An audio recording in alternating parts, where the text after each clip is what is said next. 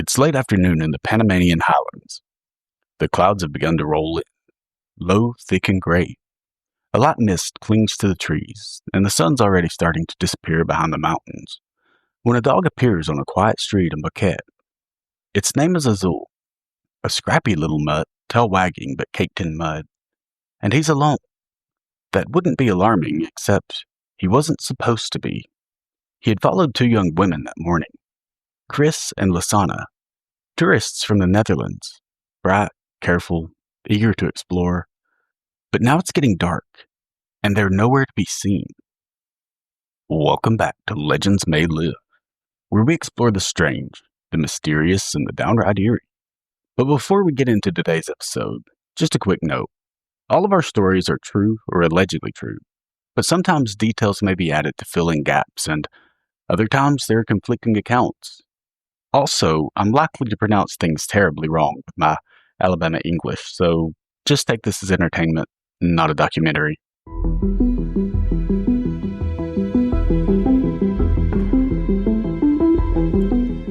In the spring of 2014, Chris Kramers and Lisana Fraun grabbed their carry-on bags and stepped onto their plane, headed to Central America. The young women were best friends and recent graduates from Amersfoort, a city nestled in the center of the Netherlands. Chris was 21 years old. She was tall, red-haired, and artistic, with a curiosity for different cultures and a dream of helping children. She had studied cultural social education, and she was ready to make a difference in the world. Lisana was 22 years old, and she was the more reserved of the two. She was cautious, logical planner, and she was also very athletic. She was an avid volleyball player. Her dream also fell heavily into the realm of helping people. She wanted to work in psychology. So together they sort of balanced each other out and complemented one another. This trip they were planning, they had talked about this for months. All the while, their excitement was just building and building. Now, this wasn't just a vacation. This was a trip with a purpose. They were going to study Spanish, live with a host family, and volunteer in a rural village with children who had so much less than they did. This was their opportunity to learn about a different culture, connect with people across the world, and explore, all while giving back to the kids, just pouring into their lives. Their destination was a highland town of Boquete. It was a place where coffee grows in the shade of the cloud forest, and the jungle just watches quietly from the hills. Lisana had made sure that they were prepared. She made sure that they were trained, insured, vaccinated. Their parents were still nervous, though, just like any other parent would be, no matter how old their children are. Going to a different country feels like a big deal. Still, they knew this sort of thing was their daughter's dreams, so they supported the trip, with the condition that the girls promised to check in regularly. But there's something no guidebook tells you. It doesn't matter how prepared you are, if the land that you're stepping into doesn't play by the same rules. Boquete isn't a big place. It's nestled high in the Chiriquí province of western Panama. It's a town of fewer than 10,000 people, and it's perched in a green basin between mountains.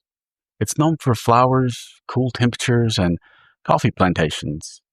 It's a favorite among expats and eco-tourists. It's safe, relaxed, and just overall just this amazing place. So when Chris and Lisana arrived there on March 15th, 2014, they were all smiles.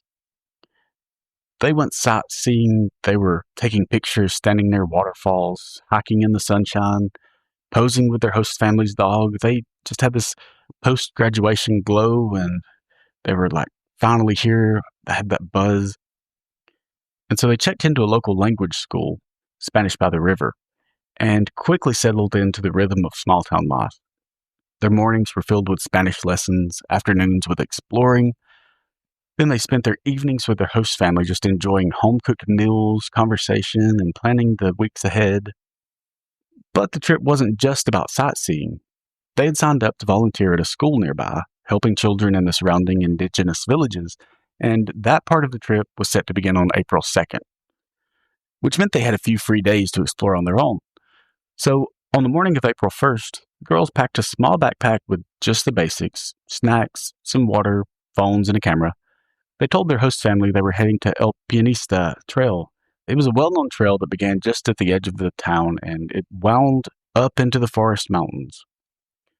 They'd heard it was beautiful and only like a 3-hour hike round trip, so they were excited to hit the trail. Early that morning, they got dressed for the warm weather, one in hiking boots, the other in tennis shoes, and at around 11 a.m., they walked out the door and started for the trail. Just behind them was the host family's friendly, energetic pup named Azul. It was pretty typical for him to join them on their walks before, and this time was no different. But that evening, something was different, because Azul came back alone. And then as the day dragged on, Chris and Lisana didn't come back at all. At first, there wasn't panic. The host family thought that maybe they just took a detour, or they just met someone in town and they would be back by dark. But in the short time the family had known the girls, they were always punctual and always cautious. They really didn't seem like the type to just disappear for fun. And by nightfall, the host family started to get nervous. But by the next morning, when Chris and Lisana still hadn't come back, they were starting to panic. On April 2nd, 2014, the day the girls were due to start their volunteer work, they had been gone nearly 24 hours with no contact. The host family decided that something was definitely wrong here. These girls had been so excited to start their work, so by the end of the day, the local police were notified. And it may seem fast, but for people who had seen the girls' habits firsthand, it made sense. Chris and Lisana, they weren't impulsive. They weren't careless. They were definitely not equipped for an overnight trek into the jungle either. And at first, the response was limited, so they sent a couple of officers out to walk the trail, and they walked the first stretch of El Pianista Trail, thinking maybe the girls had just twisted an ankle or wandered off track, but they found nothing unusual. They didn't find any signs that they were still out there, and no one that they talked to had really seen anything odd or heard anything like screams or yell for help. But then came the dog. He led one of the family members back to the trail, sniffing, looking, circling, and he stopped at the top of the ridge where the official trail ended, and he wouldn't go any farther.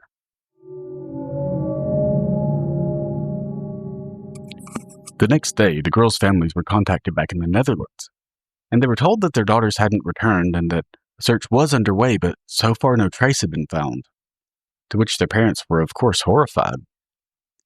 Within days, Chris and Lisana's parents flew to Panama, accompanied by Dutch detectives, rescue experts, and scent-tracking dogs flown in from Europe. Also, a $30,000 reward was posted. As quickly as possible, helicopters were dispatched along with drones to search from above while teams combed the hills with machetes, cutting through the thick jungle brush. They used GPS mapping and survey equipment to map out their search, and the dogs were brought in to look for scent trails, and locals who knew every inch of the forest also volunteered their efforts. They searched for footprints, clothing, jewelry, a trail of litter, just anything, but what they found was nothing. No sign of the girls, or anyone else for that matter. It didn't add up. If they were lost, why were there no footprints, and why hadn't they yelled for help? If they had been attacked, where was the scene? Neither they nor their attacker left any trace. And if they had gotten hurt, why didn't they call out for help? The days turned into nights, and the nights turned into weeks, and still no sign. Every search team came back empty-handed. No scraps of clothing, no blood, cell signal hits, drag marks, or anything to give any sort of clue. It was like the girls had just vanished into thin air, but of course that was impossible. They were still out there, somewhere, and likely trying to get help. On June 11th, 2014, 71 days since Chris and Lisana's vanishing, a local woman from the Alto Romero area was walking around the Rio Colbera, a rough, fast-moving river that cuts through the Panamanian jungle like a winding scar, sort of. She was looking for water to wash her clothes, but as she stepped toward the rocks near the shoreline, something caught her eye. It was a navy blue backpack. It was faded, but in relatively good condition. She grabbed it and turned it into the police. They opened it up, and what's inside are 2 pairs of sunglasses, 2 cell phones, a Samsung Galaxy and an iPhone, a digital camera, $83 in U.S. currency, Lisana's passport, two bras, and waterlogged papers, but no maps. Everything was neatly arranged, and there were no signs of a struggle, like it had been ripped off of a shoulder. Any fight over it had happened. There was just no damage from that. There were no animal marks, just really nothing that indicated it was left out in nature for over 2 months. It looked like someone had just walked up and sat it down where it was found, which where it was found was over 10 miles from the El Pianista Trail, which would have been through dense jungle terrain requiring hours of foot travel over steep ridges and through rivers with really no established path. So the bag should have been shredded by then or buried in mud, but it wasn't. And for investigators, that posed a chilling question. Had someone been keeping the backpack, and had someone placed it there on purpose? So police checked the phones and camera to see if there was any evidence that could tell them what happened, and what the camera held was not at all what anyone expected. The camera was still functioning, so right away it was no big deal to pull up the pictures. It had over 130 pictures stored on its SD card. Most of them were taken during the first part of the trip, but it was just a bunch of bright, cheerful pictures, mostly selfies, mountain views, shots of Chris and Lisana smiling near a stream, crossing a narrow bridge. One image showed them on a ridge with their arms around each other, with the cloud forest just stretching behind them like some kind of postcard. The final photo from that day was time-stamped just after 1 p.m., and then there was nothing else, no activity at all, until a full week later. In the early morning hours of April 8th, between 1 and 4 a.m., 90 photos were taken in complete darkness, all with flash, and with no clear subject, pattern, or context. It was like they were just using the flash to maybe light a path or possibly leave some sort of digital trail of breadcrumbs. It's hard to say why they were taken. One photo shows a large rock, slick with rain, just surrounded by damp foliage. Another is a close-up of a candy wrapper laid carefully on a mossy log. One image appears to show a mirror half buried in leaves, or possibly the reflection of a plastic bag in the underbrush. Several shots are just black, just flash that didn't really catch anything, or something moved out of frame too quickly to register. In one photo, branches appeared to have been just deliberately arranged like a marker or a message. And then, one photo, possibly the most haunting, shows the back of Chris's head. Her hair is damp, and near her temple is what looks like blood. She's not looking at the camera, and no part of her body is visible outside of her head, and the camera never captures her face again. Some theorize the photos were taken as a signal to rescuers using the flash to light the canopy. Others think that they were trying to navigate the jungle using the screen to glimpse their surroundings, but some of the pictures, even with those theories, just don't make sense. One looks like someone's hand is covering the lens, either deliberately or by accident. Another shows a dark figure near the edge of the frame, it's indistinct, like a silhouette caught mid-motion. And many of the shots look too controlled and intentional, like the focus was directed at something, like it was documenting or leaving a record for someone else to find. But if that was the case, then what are they trying to tell us? And if the girls were still alive that night, just lost by themselves, then they had been missing in the jungle for 7 days with no food or clean water, in heavy rain and in total darkness at night, and still one of them was taking pictures. So from here, investigators turned to their phones. Once they were able to get into them and get them both charged and unlocked, what they found was just heartbreaking. 10 weeks after the girls' disappearance, on April 1st, the very same day that they had set out on El Pianista Trail, Lisana's Samsung Galaxy made its first emergency call to 112, the international emergency number in Europe, at 4:39 p.m. That call didn't connect. 6 minutes later, another call was made, this time from Chris's phone to 911, the Panamanian emergency number. It didn't go through either. Over the next 10 days, more than 70 emergency call attempts were made, most with no signal, some with signal but no connection. One on April 3rd lasted just 1 second before cutting off. From the logs we know, that from April 1st to April 3rd, calls from both phones were placed, sometimes minutes apart. From April 4th to April 5th, activity continues, mostly brief, silent attempts, and then April 6th, the tone changes. On April 6th at 10:26 a.m., the iPhone is turned on, but never unlocked again. Multiple attempts are made. The phone's powered on, then off, but no more access to the home screen. The PIN code had changed, or someone didn't know it was holding it now. Just either way, they couldn't get back into the phone. The Samsung battery dies on April 5th, 2 days earlier, and from that point on, one device remains active. That iPhone, and it's used almost daily, turned on sometimes for over an hour. No new photos are taken and no new messages are sent because they can't get into it, but it's just like it turned on as if someone was hoping for a miracle or waiting for a signal that never came. Local indigenous searchers who knew the terrain way better than anyone, they returned to the area where the backpack had been found, and they start combing through the riverbanks and ravines. And it was there near Alto Romero region that they found the first piece.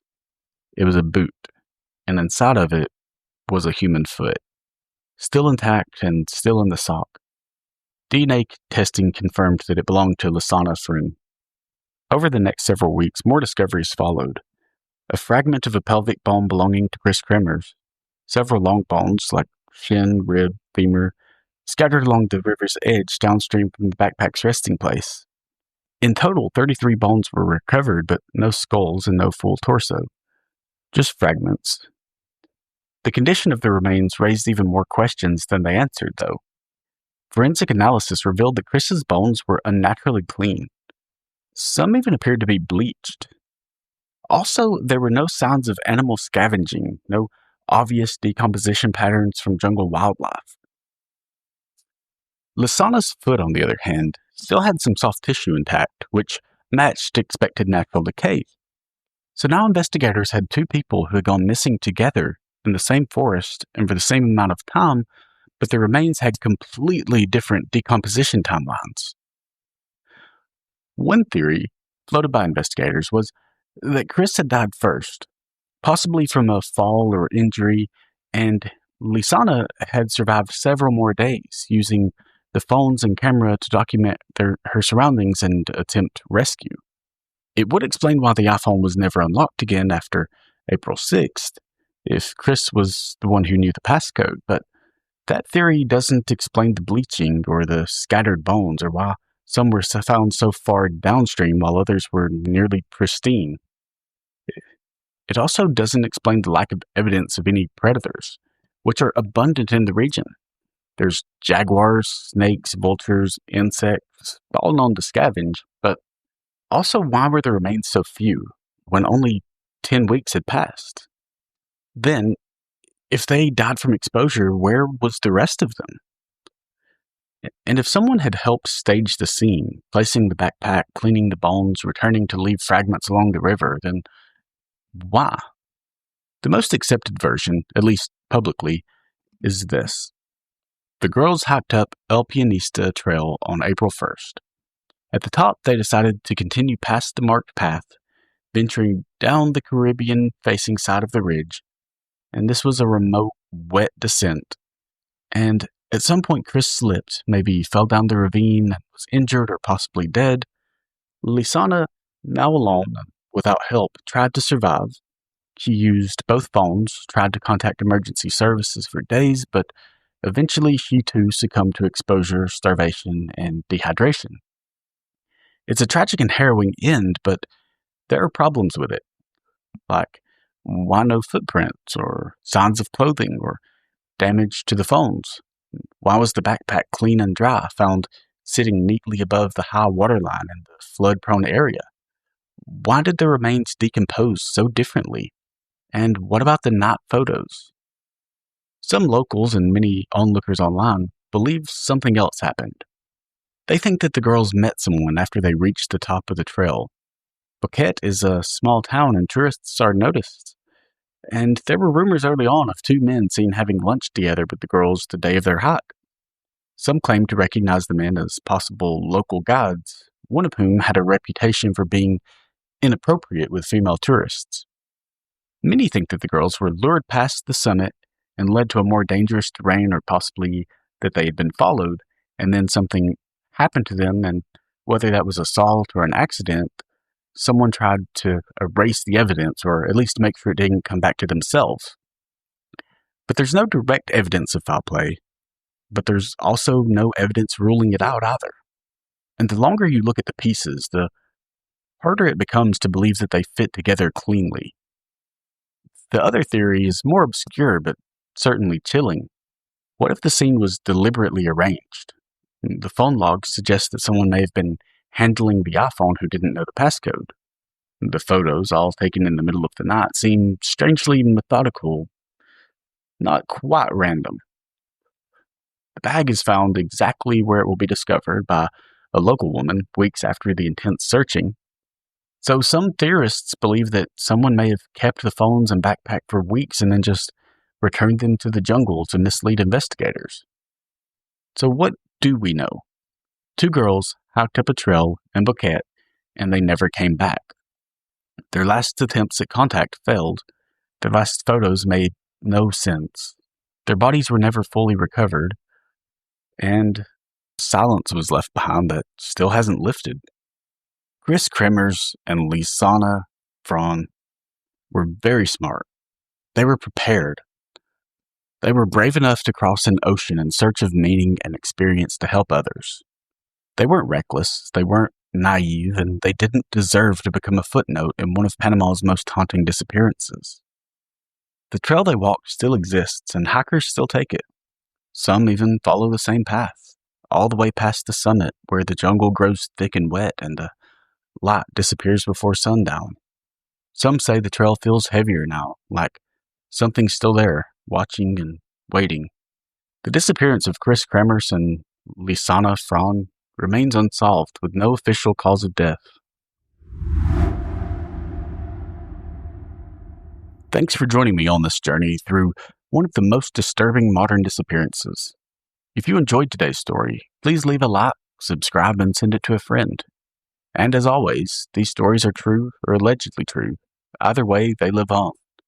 Until next time, stay curious, stay safe, and remember, legends may live.